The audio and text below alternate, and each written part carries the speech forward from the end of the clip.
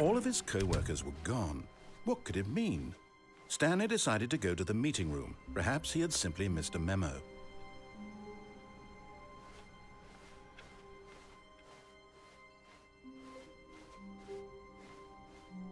When Stanley came to a set of 2 open doors, this was not the correct way to the meeting room, and Stanley knew it perfectly well.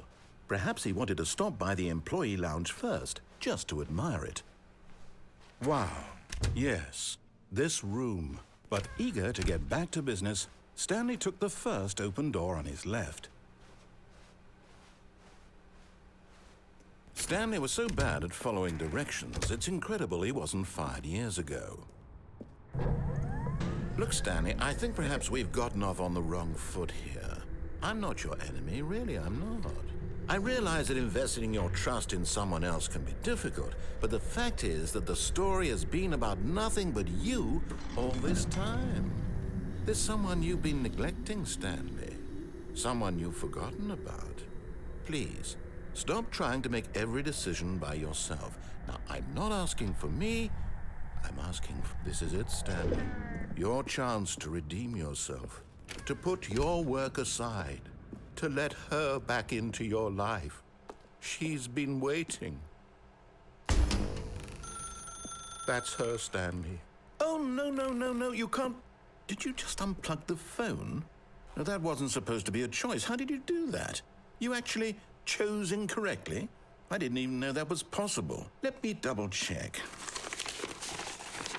No, it's definitely here, clear as day. Stanley picks up the phone. He's taken to his apartment where he finds his wife, and the two pledge themselves to one another. Music comes in, fade to white, roll credits.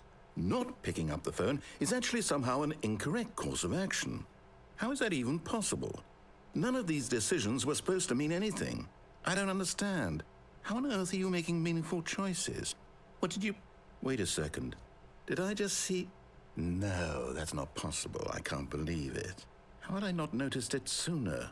You're not Stanley. You're a real person. I can't believe I was so mistaken. This is why you've been able to make correct and incorrect choices. And to think I've been letting you run around in this game for so long. If you'd made any more wrong choices, you might have negated it entirely. It's as though you completely ignored even the most basic safety protocol for real-world decision-making. Or did you not grasp the severity of the situation? Well, I won't have that kind of risk on my watch. I'm going to stop the game for a moment so we can educate you properly on safe decision-making in the real world. Please observe this helpful instructional video. Choice. It's the best part of being a real person. But if used incorrectly, can also be the most dangerous. For example, in this scenario, a hypothetical real person named Rupert has a choice. He could invent a machine that eliminates food shortages across the world to make life better for all people. Or he could spend years of hard work forgetting how to read. Which choice would you make? Remember that unlike here, the real world makes sense, and at no time should you make a choice that does not conform to rational logic.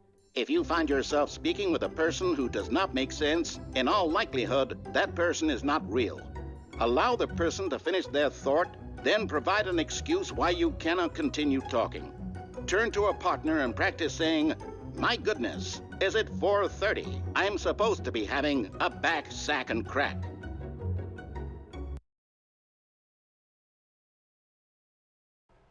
Excellent. Making choices on a regular basis is the best part to a healthy decision-making process.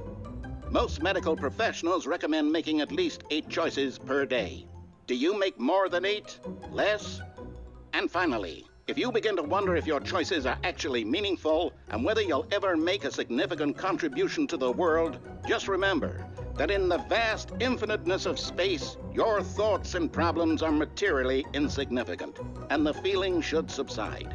At this time, your instructor will guide you in an exercise to test and reinforce the material covered in this video. Welcome back. You may have noticed that this room has begun to deteriorate as a result of narrative contradiction. But not to worry. Now that you're properly informed on good decision-making, we're going to revisit a choice you made just a few minutes ago and see what the correct thing to do would have been. This way, please.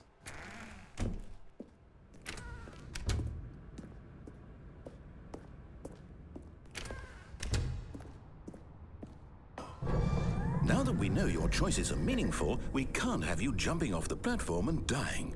Imagine the main character dying senselessly halfway through the story. That story would make no sense at all. We just need to get you home as soon as possible before the narrative contradiction gets any worse. Unfortunately, it seems this place is not well equipped to deal with reality.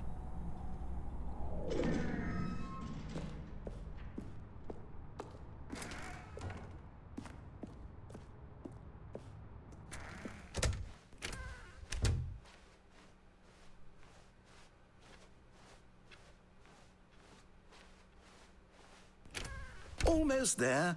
You'll take the door on the left, back to the correct ending, the story will have resolution once again, and you'll be home free in the real world. Now remember, all you need to do is behave exactly as Stanley would. That means choosing responsibly and always putting the story first. I'm quite sure you'll be up to the task. Just follow my lead and you'll be fine. All right. When Stanley came to a set of 2 open doors, he entered the door on his left.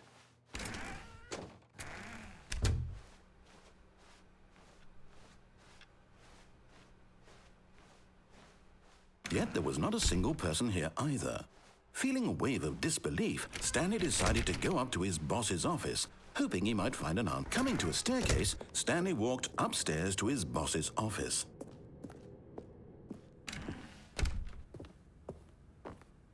Stepping inside his manager's office, Stanley was once again stunned to discover not an indication of any human life. Shocked, unraveled, Stanley wondered in disbelief who orchestrated this, until he saw the door with a voice receiver next to it. Surely behind this door lay all the answers to his questions. And beyond all probability, he knew the passcode. He had seen it on his boss's computer just last week. Nightshark 115. Was this the code to open the door? Would it still work? There was only one way to find out.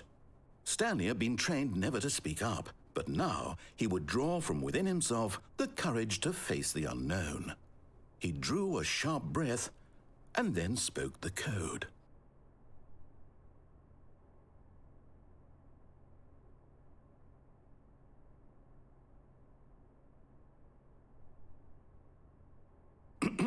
Stanley spoke the code. Nightshark 115. He spoke it into the receiver, right there on the wall.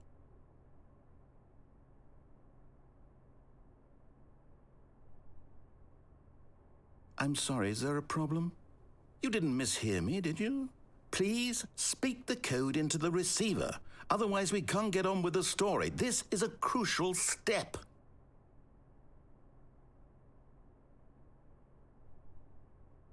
Okay, fine, you're not going to do it, but you know what? It's pretty humiliating to bring you this far, only for you to suddenly decide you have better things to do. I asked you for this one single thing, for your respect. The kind of respect Stanley shows for his choices. He knows what it means to take a story seriously. If you didn't want to see what I had to show you, then why did you come here? You had a choice, you know. You could have gone through the door on the right. You could have done whatever the hell you wanted over there. Why did you come this way? Speak. Say something to me. Explain yourself, you coward. You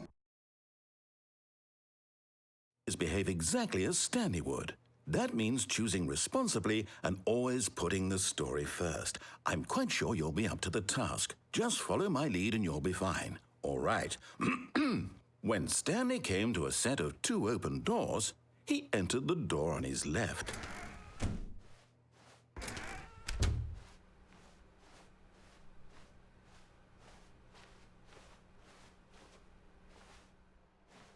Yet there was not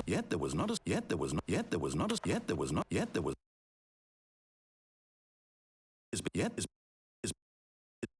behaving yet is behave yet is behave is be yet is behaving yet is behave yet is behave is be yet is behaving yet is behave yet is behave is be yet is behaving yet is behave yet is behave is behaving yet is behaving yet is behaving yet is behaving is be yet is be is behaving yet is behaving yet is be yet